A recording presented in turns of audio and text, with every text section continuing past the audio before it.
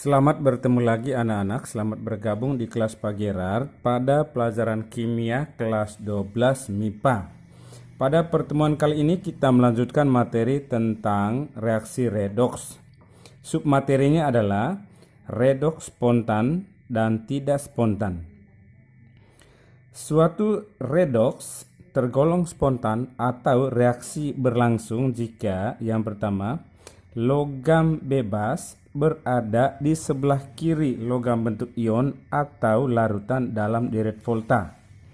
Bentuk umumnya A dalam kurung S ini adalah logam bebas, tambah B muatannya N plus, ini adalah logam dalam bentuk ion atau larutan aqua, menghasilkan A muatannya N plus AQ tambah B dalam kurung S. Atau dengan cara menghitung nilai enol sel. Jika nilainya positif, maka redoks tergolong spontan. Jika terjadi sebaliknya dari ketentuan tersebut, maka tergolong redoks tidak spontan atau reaksi tidak berlangsung.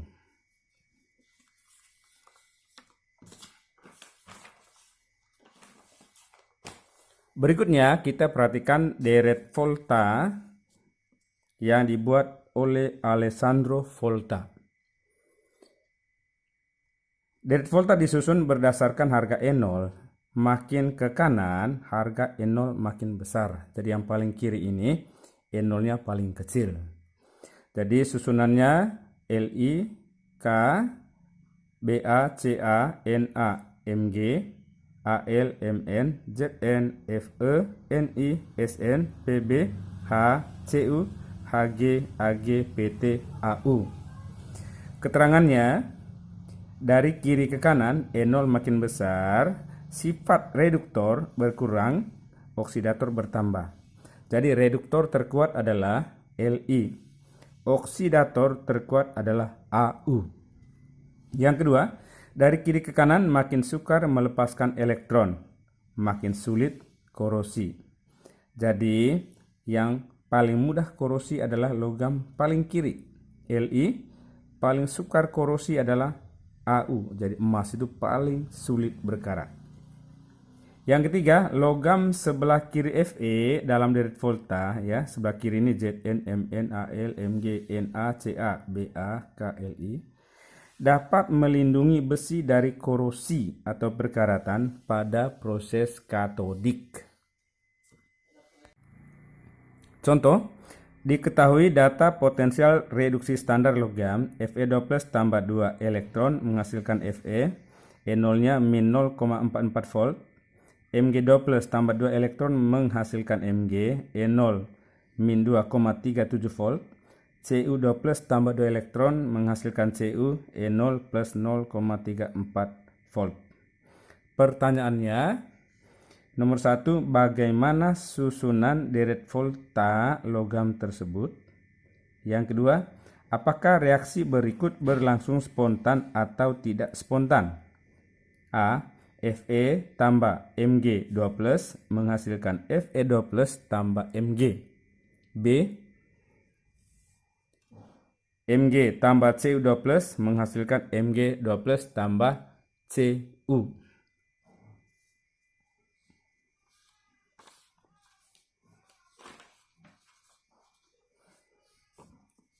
Nah, cara mengerjakan soal ini, nomor 1, susunan deret volta.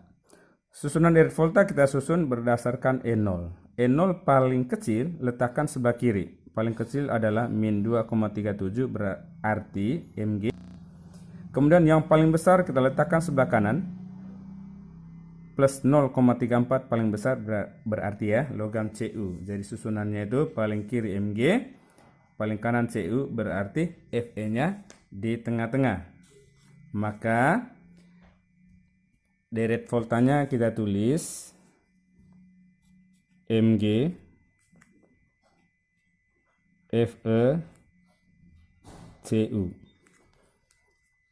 Jadi deret voltanya Mg Fe Cu.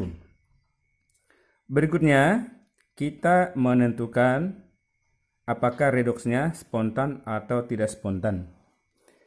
Reaksinya kita tentukan dulu katoda. Katoda itu mengalami reduksi. Berarti di sini katodanya yang reduksi itu adalah Mg2 plus menghasilkan Mg0. Berarti Mg2 plus tambah 2 elektron menghasilkan Mg, ini katoda reduksi. Anoda oksidasi berarti Fe0 menghasilkan Fe2 plus. Reaksinya Fe menghasilkan Fe2 plus tambah 2 elektron. Lalu kita menentukan E0 sel. Tadi untuk katoda E0-nya kita salin dari data soal. Ya, katoda. Jadi Mg itu dari min 2,37 volt. Sedangkan anoda kita balik tandanya. E0-nya tandanya dibalik. Kalau min jadi plus, plus jadi min. Karena jadi oksidasi. Berarti Fe ini dari min 0,44 kita tulis plus 0,44 volt. Nah, penjumlahannya disebut E0 sel. Jadi E0 sel dari data ini kita hitung 7 kurang 4 3, 13 kurang 4 9, 1 kurang 0 1. Ya. E0 selnya min 1,93 volt. Nah, kita cek dalam deret voltanya apakah redoks ini juga termasuk redoks spontan. Spontan apabila Fe ini ada di sebelah kiri Mg. Kita lihat Fe di kanan Mg, berarti ini tertukar. Ya, kalau dia redoks spontan, Fe ini harus sebelah kiri Mg dalam deret volta dan didukung E0 sel negatif. Maka kesimpulannya adalah redoks tidak spontan.